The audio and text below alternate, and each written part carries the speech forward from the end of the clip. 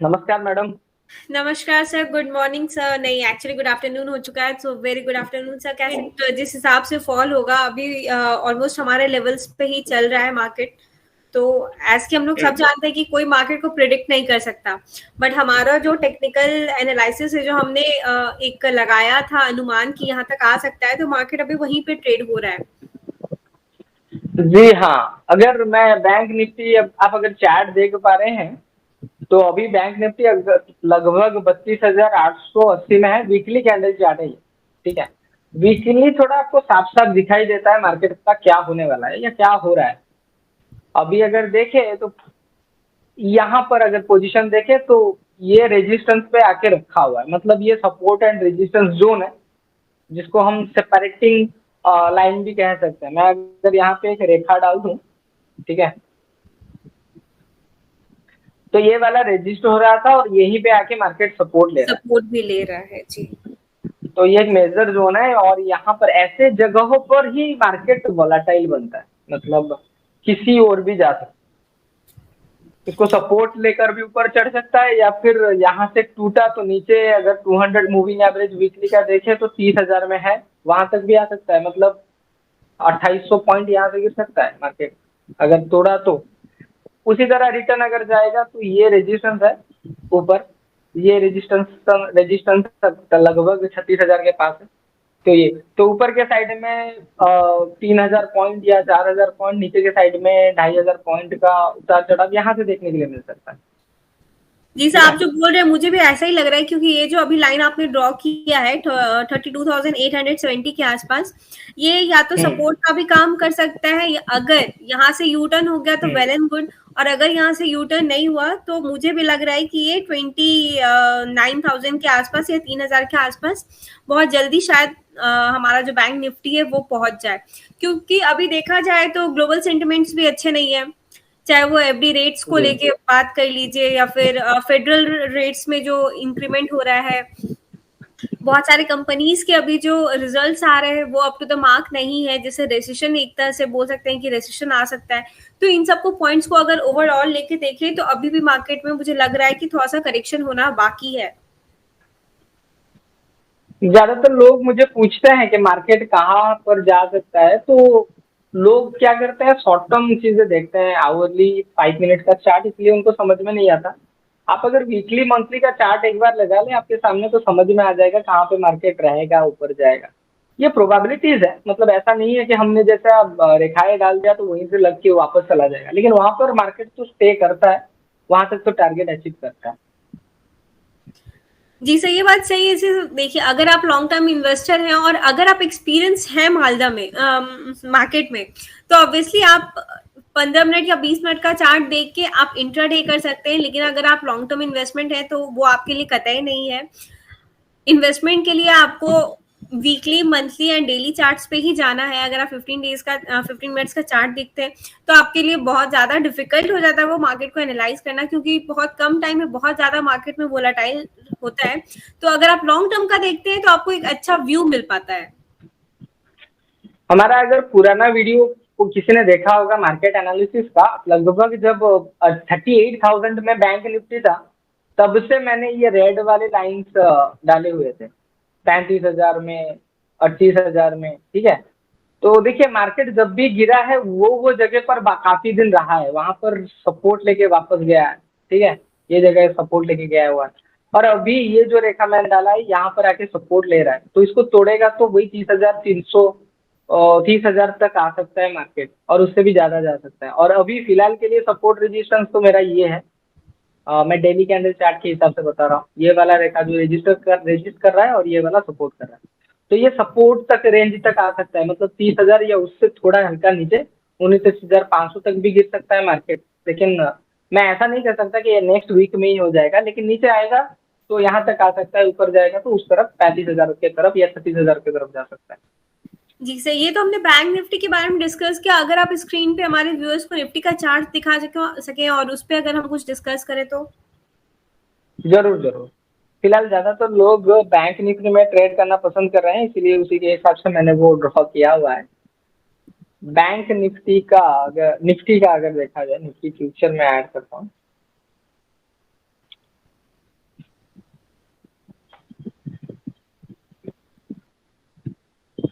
ये आ गया Nifty future. तो ऑलरेडी 15,500 का मैं सपोर्ट रेंज में बता रहा था, उसको लगभग तोड़ चुका है। उसके बाद प्राइस फिर से जाके उसको रेजिस्ट करके आया है। नीचे के साइड में 14,800 का एक बहुत ही बड़ा सपोर्ट है, जो अगर मैं इसका वीकली भी दिखा दूं तो आपको समझ में आ जाएगा क्योंकि क्यों ये रेंज है बहुत इंपॉर्टेंट है। क्योंकि यहाँ पर भी प्राइस आके बहुत वॉलेटाइल हुआ था, रुका था बहुत, तो यहाँ पर आके रुक सकता है। लोग यहाँ से नीचे नहीं गिर सकता ऐसा नहीं कह सकता मैं, यहाँ से भी गिर सकता है। यहाँ पर गिरेगा तो ये वाला सपोर्ट ले सकता है 13,600 का।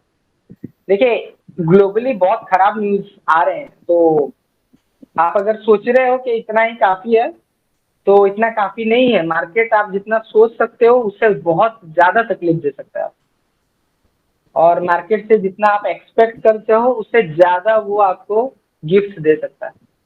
जी सर, आपने बिल्कुल सही कहा। और सर चार्ट पे जो मैं यहाँ पे देख पा रही हूँ, अगर आप इसको थोड़ा सा जूम करें तो सर एक जो गैप डाउन हुआ था पिछले 2-3 वीक पहले, जी हाँ। 16,200 से 16,000 15,000 के करीब में जो ये गैप डाउन हुआ था, तो मुझे लगता है अभी मार्केट थोड़ा ऊपर जा सकता है। वो जो गैप है, मार्केट पहले उस गैप को फिल करेगा और फिर वो 14,800 के करीब आने का कोशिश करेगा। तो जैसा आपने बोला कि हम लोग तुरंत नेक्स्ट वीक में ये चीज एक्सपेक्ट नहीं कर सकते हैं, तो ऑब्वियसली नेक्स्ट वीक में नहीं होगा, लेकिन मुझे लग रहा है विद इन 6 मंथ ये नीचे भी और आएगा। तो पहले वो जो गैप है उसको फिल करेगा, उसके बाद फिर से वो करेक्ट होना शुरू होगा, ये मुझे लग रहा है। सही बात है। नहीं नहीं, सही बात है। देखिए मार्केट जो है वो सीधा सीधा गिर नहीं जाता। आप अगर, मुझे पता नहीं इंडिविजुअल लोग कैसे मार्केट को देखते हैं, लेकिन प्रोफेशनल्स ऐसे देखते हैं मार्केट को, ऐसे गिरा फिर बढ़ा, फिर गिरा फिर बढ़ा, अभी फिर से गिर के कुछ ऊपर जाएगा फिर नीचे आएगा, ऐसा ही होता है मार्केट का। जी करेक्ट। तो प्रोफेशनल अगर शॉर्ट करते हैं तो उनको पता है उसके अगेंस्ट में भी बिजनेस जा सकता है, अपना मार्केट जा सकता है, उसके लिए रेडी रहते हैं।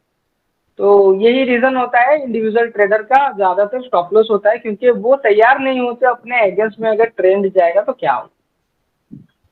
जी, तो अगर कोई तो ऐसा सोचता है कि मार्केट अभी तुरंत से 14,800 के करीब पहुंच जाएगा, तो नहीं, कि एक्सपीरियंस हमारा ऐसा नहीं मानना है कि तुरंत से वैसे पहुंच सकता है। वैसे मार्केट को कोई प्रेडिक्ट नहीं कर सकता, वो जा सकता, लेकिन हम सब जानते हैं कि जिगजैग में जो डॉट थ्योरी है उसके हिसाब से मार्केट मूव करता है। वो बहुत ही एक तगड़ा आप थ्योरी बोल सकते हैं, जो कि ऑल वो मार्केट में वो फॉलो किया जाता है। तो मुझे लगता है कि अभी ऊपर जाएगा और फिर वो करेक्ट होके 14,800 के करीब आ सकता है। सही बात है। ओके, ये तो हो गया निफ्टी और बैंक निफ्टी की बात। अब चलिए बात करते हैं सेक्टर्स के बारे में, कि कौन सा सेक्टर अभी अच्छा परफॉर्म कर रहा है और कौन सा सेक्टर साइक्लिक परफॉर्मेंस अच्छा कर रहा है, मतलब साइक्लिक बिजनेस का बेनिफिट ले रहा है। और इसके ऊपर थोड़ा हम आइडिया देंगे अपने व्यूअर्स को कि एक्चुअली जो बिजनेस साइकिल्स होते कैसे हैं, उसके बारे में थोड़ा आइडिया लेते हैं, ठीक है। जी तो सर। आपने कुछ, हाँ जी बताइए। नहीं, मैं कुछ दिन पहले मैंने एक वीडियो भी बनाया था कि मिडल सेक्टर्स में बहुत ज्यादा करेक्शन हो रहा है। जिस दिन गवर्नमेंट का ये नोटिस आया था कि एक्सपोर्ट ड्यूटीज बढ़ा रहे हैं, उस दिन हमारा मिडल सेक्टर जो है वो 8% से नीचे गिरा था। और 2-3 दिन पहले मिडल सेक्टर हमारा 3% से नीचे गिरा था। आई गेस फ्राइडे की बात है ये, शायद फ्राइडे को 3% से नीचे गिरा था, और वहीं पे कुछ लगभग 15 दिन पहले वो 8% से नीचे गिरा था। तो ओवरऑल जो मिडल सेक्टर है उसमें भी हमें काफी ज्यादा एक करेक्शन देखने को मिला। और अगर आप किसी सेक्टर को, मतलब अगर आप मिडल सेक्टर को लॉन्ग टर्म बेसिस पे लेके चलते हैं कि वो आपका एक वेल्थ क्रिएट करके देगा, तो व्यूअर्स को ये बात जानना बहुत जरूरी होता है कि शुगर सेक्टर हो गया या मिडल सेक्टर हो गया, ये सब एक साइक्लिक सेक्टर है। ये सब स्टॉक आप लॉन्ग टर्म इन्वेस्टमेंट के लिए होल्ड करके नहीं रख सकते। अगर आप टाटा स्टील की बात करें तो वो 15 साल पहले भी वही था जहां पे अभी है, लेकिन वही जो 2 साल पहले इन्वेस्ट किए हैं टाटा स्टील में, उनके लिए पैसा डबल हो चुका है।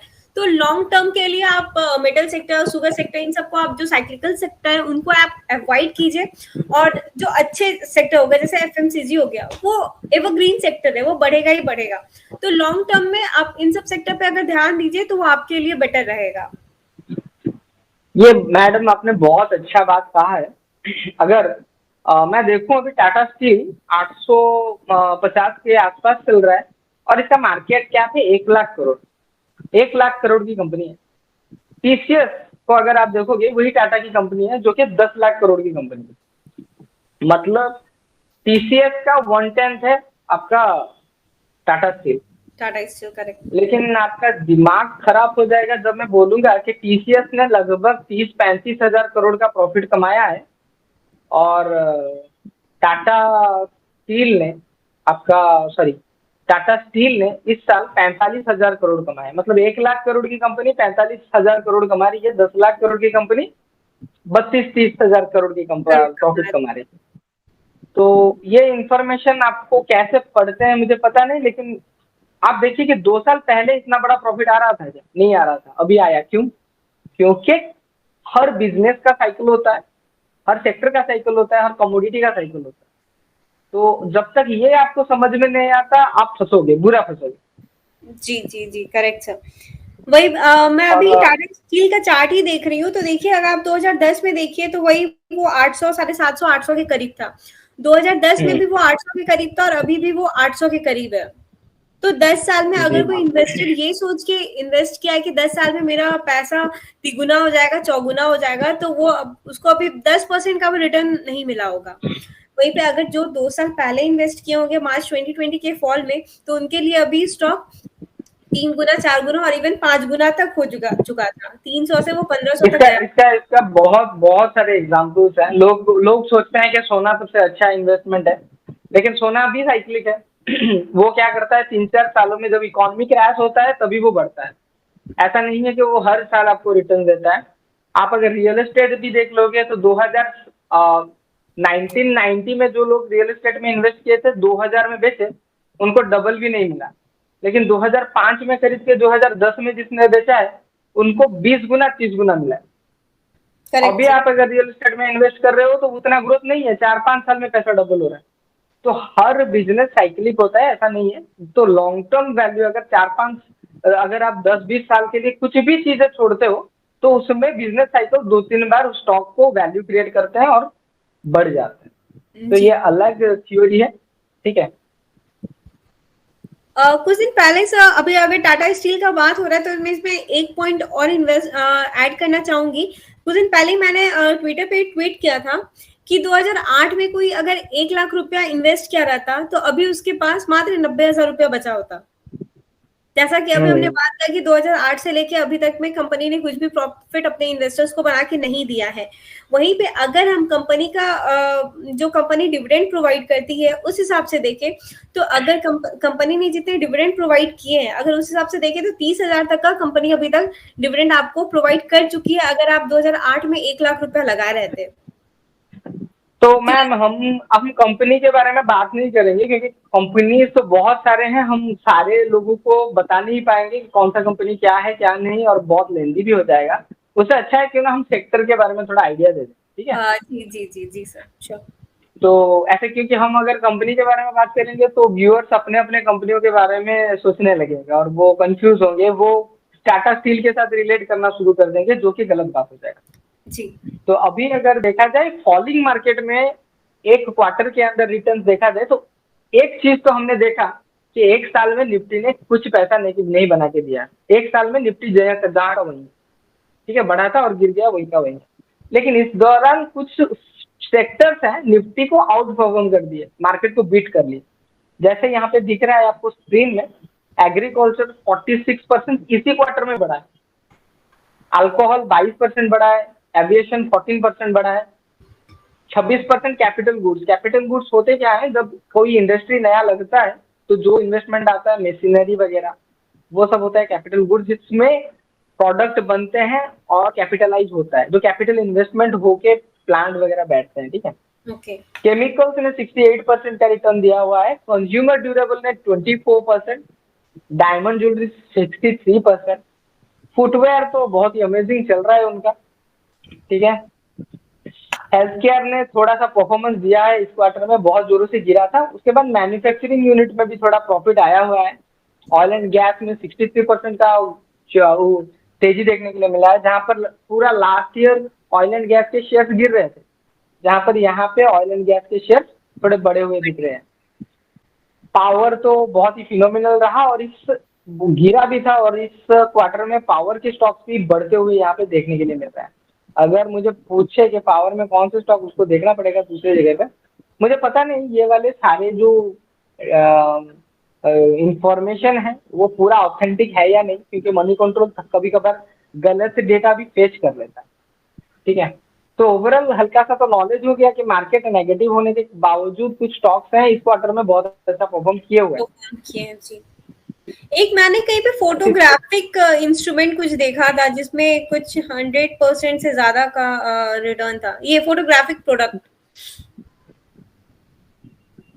देख रहा हूँ कहाँ पे है वो फोटोग्राफी प्रोडक्ट, 159% का ग्रोथ है इस क्वार्टर में, वेरी गुड, बहुत जी ही अच्छा।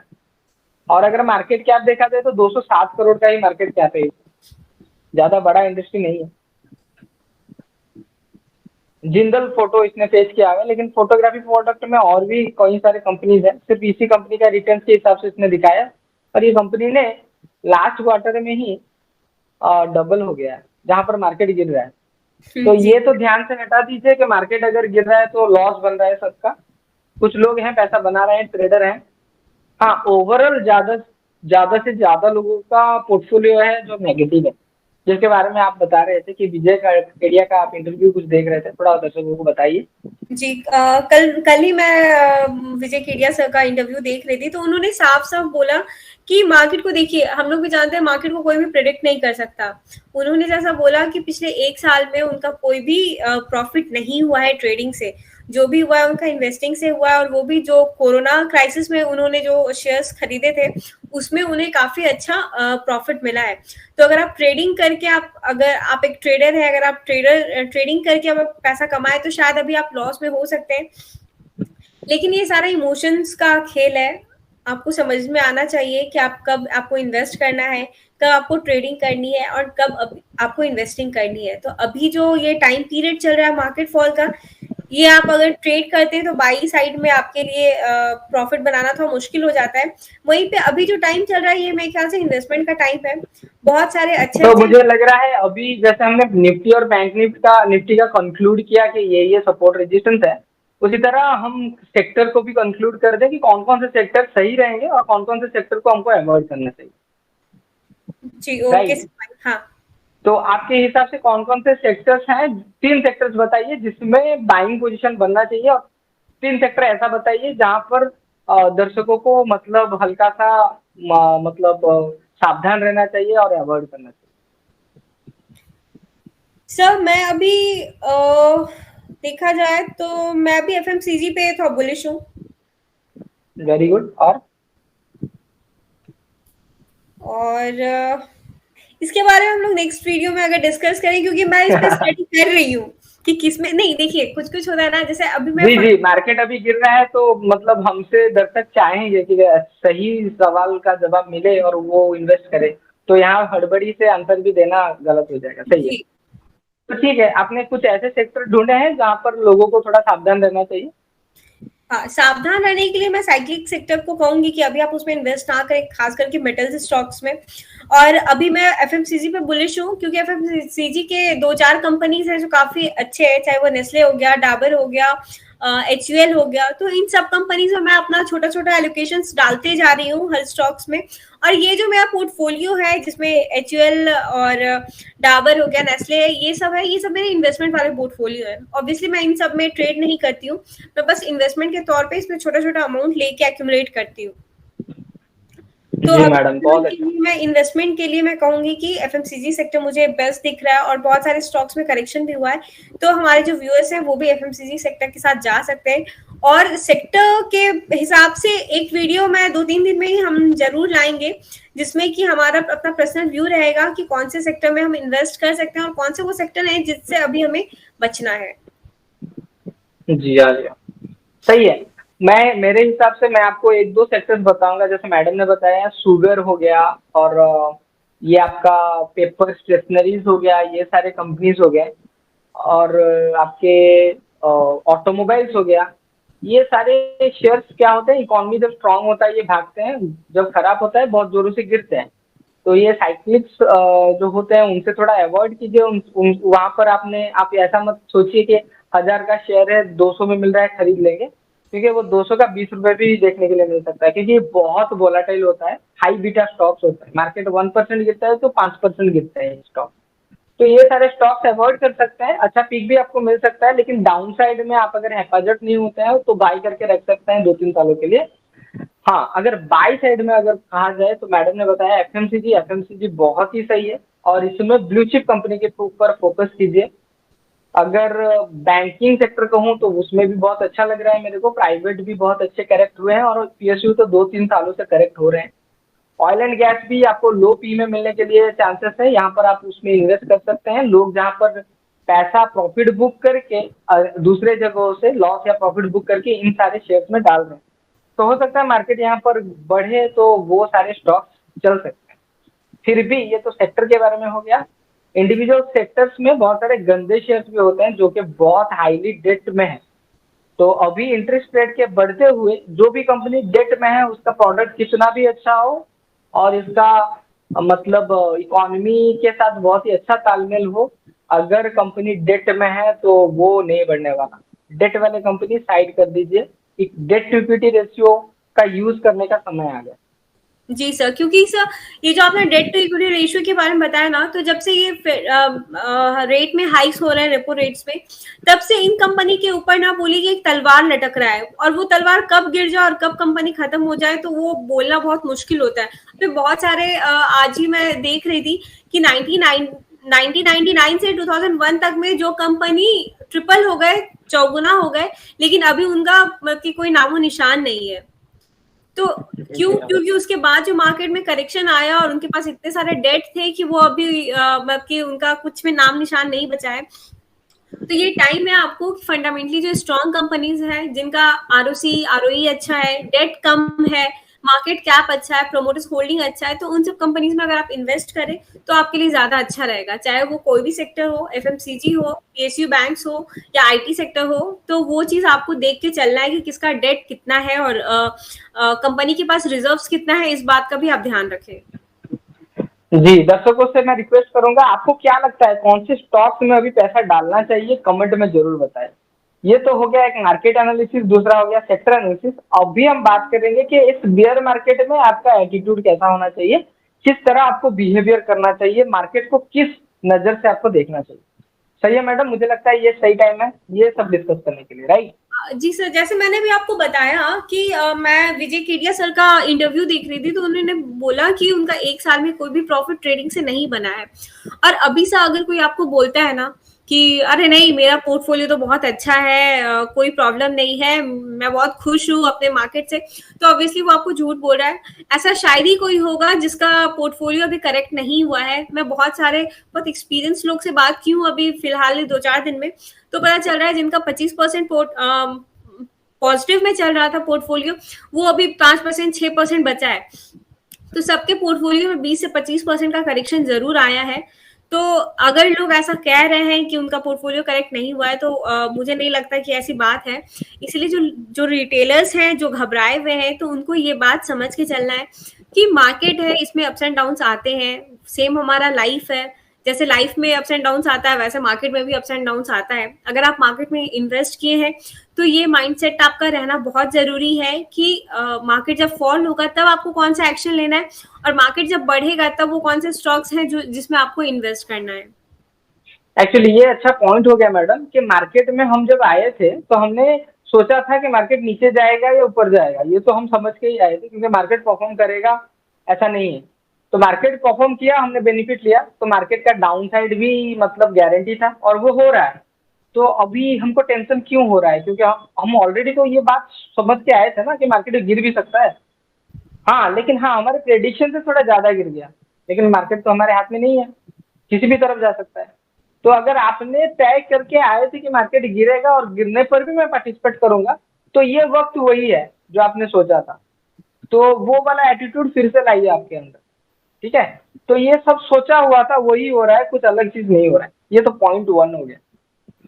दूसरी बात, दूसरा पॉइंट मैं मेंशन करना चाहूंगा, बहुत सारे लोग आते हैं मेरे पास और वो बहुत ही मतलब आउट ऑफ द वर्ल्ड, पता नहीं क्या वो सोच के आते हैं मार्केट में। वो सोच रहे हैं, मुझे बोल रहे थे कुछ स्टूडेंट्स जो आ रहे हैं कि नहीं, मेरा एक दोस्त है वो 20,000 में हर रोज 3-4 हजार और 5,000 का प्रॉफिट निकल रहा है।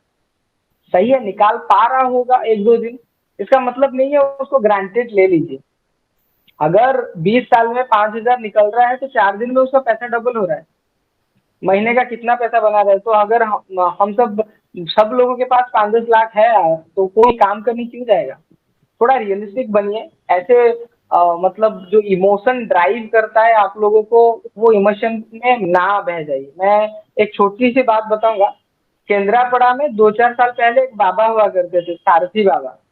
उनके मतलब आश्रम के सामने एक सीमेंट का गाय था, और उस गाय से वो दूध निकालते थे, और लोग 10 लाख 12 लाख के भीड़ में वो जाके देखते थे और टिकट करके देखते थे।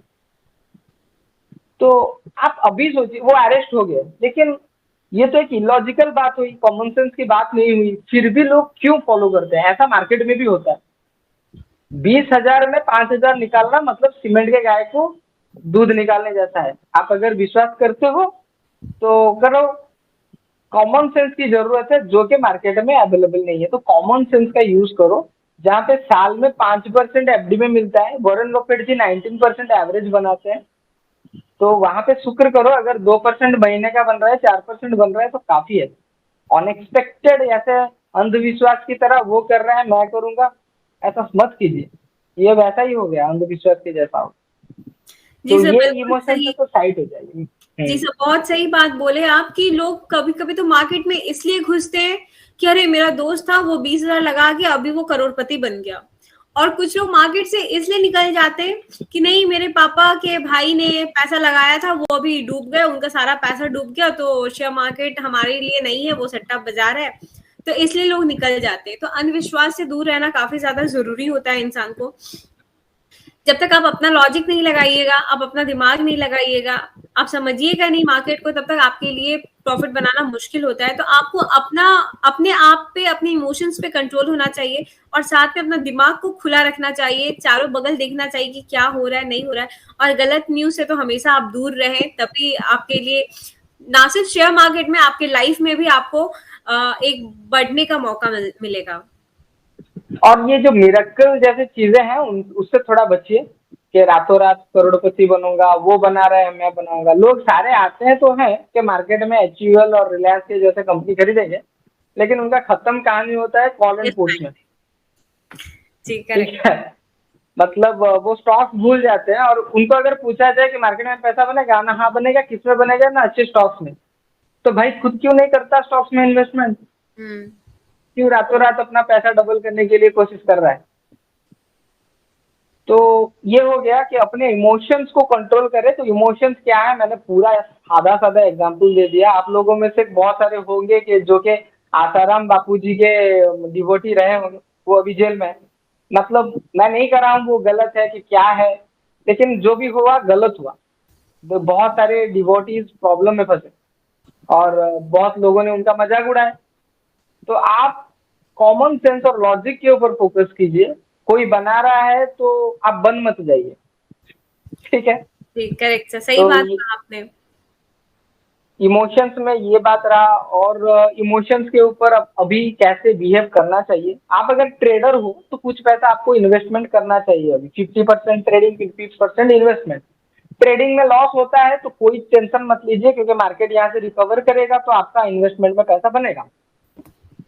अगर अभी आप इन्वेस्टर हो, टोटली इन्वेस्टर हो, तो आप ऐसा मत सोचिए कि 1 लाख रुपए डाला था उसका हाल 50,000 है। नहीं, 1 लाख रुपए से आप इन्वेस्टर नहीं बनोगे। और 1 लाख रुपए डालिए, और 50,000 डालिए, हो सकता है तो और 5 लाख रुपए डालिए। बिजनेस ऐसा ही होता है। किसी बिजनेस में आप जितना कैपिटल डालते हो उसमें से ही पैसा नहीं बनता, बाद में भी कैपिटल इनपुट करना पड़ता है। तो आपका विजन बड़ा है मार्केट को लेके, तो री इन्वेस्ट कीजिए। मार्केट बहुत अच्छा है,